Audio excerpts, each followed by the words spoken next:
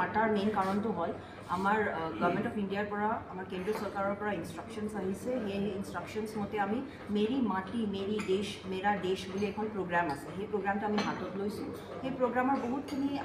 প্ৰগ্ৰামৰ আণ্ডাৰত বহুতখিনি সৰু সৰু কম্পনেণ্টছ আছে সেইখিনি কম্পনেণ্টছো আপোনালোকক মই বুজাবলৈ মাতিছিলোঁ যাতে আপোনালোকে বহুত ধুনীয়াকৈ প্ৰচাৰ কৰি দিয়ে কাৰণ সেই প্ৰগ্ৰামটো যিটো আছে এইটো আমাক ছ'চিয়েল মুভমেণ্ট হিচাপে আমাক ল'ব লাগিব বা সামাজিক আন্দোলন নিচিনা আমাক ল'ব লাগিব কাৰণ সেই প্ৰগ্ৰামত আমাৰ প্ৰত্যেক গাঁৱৰ মানে প্ৰত্যেক DCDC প্ৰত্যেক ব্লকৰ পৰা আমাক পাৰ্টিচিপেশ্যন আমি বিচাৰোঁ আৰু যেতিয়ালৈকে আপোনালোকে সহযোগিতা নকৰে আমি এইটো মানে ছাকচেছ কৰিব নোৱাৰিম আৰু সেই প্ৰগ্ৰামৰ আণ্ডাৰত যি প্ৰগ্ৰামছ আছে সেইখিনি মই সৰুকৈ কৈ দিম যাতে সেইটো মানে প্ৰচাৰটো ধুনীয়াকৈ হৈ যায় এখন হৈ গ'ল আমাৰ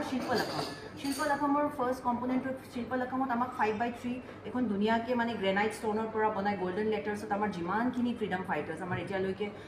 মানে শ্বহীদ আমাৰ যিমান ফ্ৰীডম ফাইটাৰ্ছ আছে বা আমাৰ যিমানখিনি বীৰ্ছ আছে তেখেতসকলৰ নাম আমাক ধুনীয়াকৈ সেইটো শিল্পলাখমক ধুনীয়াকৈ মানে পাৰ্মানেণ্ট ষ্ট্ৰাকচাৰ আমাক বনাই দিব লাগিব তাৰপিছত হৈ গ'ল আমাৰ পঞ্চপান প্লেজ আৰু চেল্ফি সেই পঞ্চপান প্লেজটো বহুত ধুনীয়াকৈ আমাৰ ইংলিছ হিন্দী অসমীয়া বড়ো বেংগলী সব যিমানখিনি আমাৰ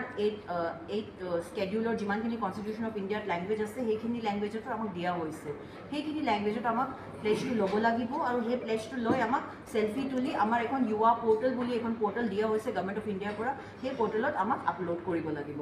থাৰ্ড হৈ গ'ল আমাৰ বসুধা বন্দন মানে আমাৰ যিমানখিনি এৰিয়াছত আমি শিল্পলাখমটো লগাম শিল্পলাখমটো আমাক অমৃতসৰৰ আমি ধৰিব পাৰোঁ প্ৰমিনেণ্ট প্লেচত আমি ধৰিব পাৰোঁ স্কুলছত আমি ধৰিব পাৰোঁ তো যিমানখিনি আমাৰ আমি যাৰ শিল্পলাখম ধৰিছোঁ তাত আমাক মানে 75 ট্ৰিজ অফ ইণ্ডিজিনাছ ভেৰাইটি আমাৰ থলুৱা ভেৰাইটিৰ যিমানখিনি গছ আছে গছ গছনি আমাক তাত ৰুব লাগিব আৰু আমাক অমৃত বাটিকা বুলি এইটো বস্তুটো আমাক বনাব লাগিব তাৰপিছত হৈ গ'ল আমাৰ বীৰকা বন্ধন আছে আমাৰ যিমানখিনি ৰিটায়াৰ্ড পাৰ্চনেল আছে CAPFৰ হওক মানে ডিফেন্স পাৰ্চনেলৰ হওক বা পুলিচৰ হওক সেইখিনিসকলক আমাক মানে শিল্পলাখমত এখন প্ৰগ্ৰাম পাতি তেখেতসকলক মাতি তেখেতসকলক সম্বোধনা জনাব লাগিব গামোচা আৰণাই আৰু শৰাই দিব লাগিব তাৰপিছত হৈ গ'ল আমাৰ ফ্লেগ হোইষ্টিং আৰু ৰাষ্ট্ৰগান এইবাৰ 15 আগষ্টত প্ৰত্যেক শিল্পলাখমত মানে ফ্লেগ হোইষ্টিং আৰু ৰাষ্ট্ৰগান আমাক পাতিব লাগিব সেইটো প্ৰগ্ৰামটো যিহেতু আগত অকল ডিষ্ট্ৰিক্ট লেভেলত মানে কৰিছিলোঁ বা আমাৰ স্কুলছত কৰিছিলোঁ বা আমাৰ ডিষ্ট্ৰিক্ট অফিচেছত আমি কৰিছিলোঁ তাৰপিছত হৈ গ'ল চবতকৈ ইম্পৰ্টেণ্ট এখন গুৰুত্বপূৰ্ণ প্ৰগ্ৰাম আছে মাটি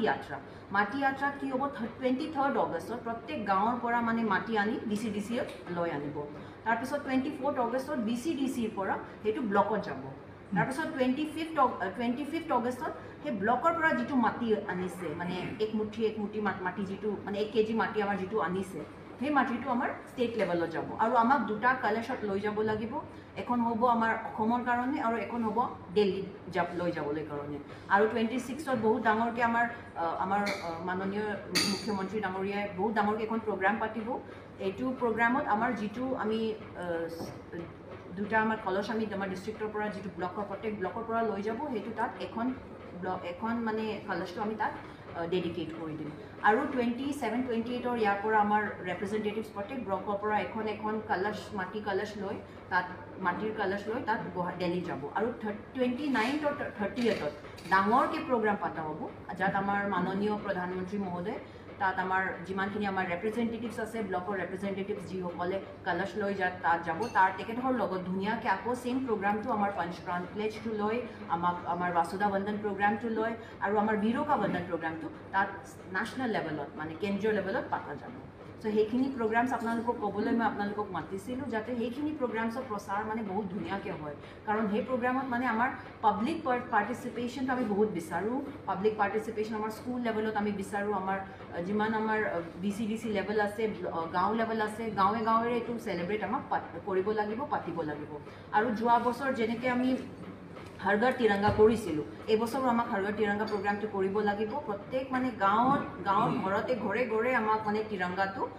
উত্থাপন কৰিব লাগিব আৰু আমাৰ মানে এতিয়া আমি প্ৰিপাৰেচনছো কৰি আছোঁ আমি অলৰেডি ৰেকুইজিশ্যনো দিছোঁ আৰু যিমান ফ্লেগছ আহিব সেইমতে আমি যোৱাবাৰ যেনেকৈ আমি FP শ্বপত আমি চেল কৰিবলৈ দিছিলোঁ এনেধৰণে আমি FP শ্বপত চেল কৰিবলৈ দিম চ' মই অনুৰোধ জনাইছোঁ আমাৰ পাব্লিকসকলকো যাতে মানে তেখেতে আহি আমাৰ ফ্লেগছখিনি যোৱা বছৰ যেনেকৈ ইমান ছাকচেছফুলি আমি কৰিছিলোঁ এনেধৰণে আমি আপোনালোক তেখেতেও মানে এবাৰ ফ্লেগছ ধুনীয়াকৈ FP শ্বপৰ পৰা কিনি ঘৰে মানে এইটো ফ্লেগটো হোইষ্ট কৰিব লাগিব সেইটোৱে আছিলে ইমান